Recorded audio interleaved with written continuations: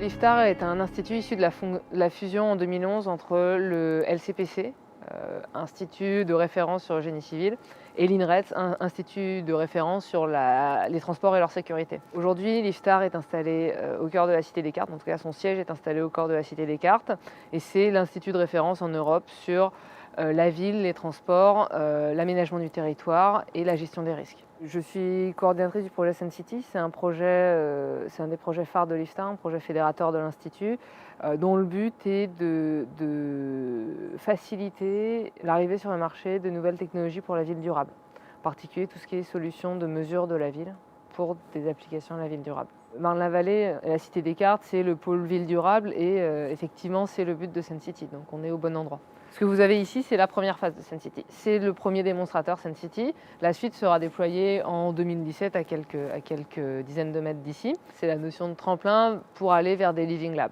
C'est un projet qui date de la première vague de projets équipements d'excellence dans le programme d'investissement d'avenir. Ça a été conçu au département qui s'appelle maintenant Composants et Systèmes, dans le but justement de faciliter le transfert en particulier des nanotechnologies, des nanocapteurs vers des applications ville durable, depuis les laboratoires jusqu'à des applications réelles. La question, c'est d'être capable de rendre la ville capable de se mesurer elle-même. L'idée, c'est si on positionne dans la ville des capteurs qui sont capables de mesurer les performances énergétiques du bâtiment, le passage des véhicules sur la route. Ensuite, on est capable de comprendre les phénomènes urbains et de les améliorer, donc de faire que la ville fonctionne mieux. C'est ça la notion d'autodiagnostic.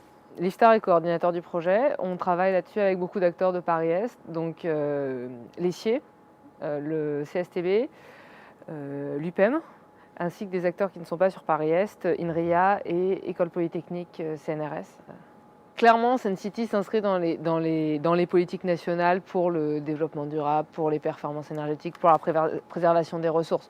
On a des démonstrateurs ici dont le but c'est d'optimiser l'utilisation des ressources avec des économies de l'ordre de 30% sur les factures énergétiques dans le bâtiment, ou pour des stratégies de rénovation du bâtiment. Donc on est clairement dans la thématique de préserver les ressources dont on va parler à la COP21 dans les jours qui viennent.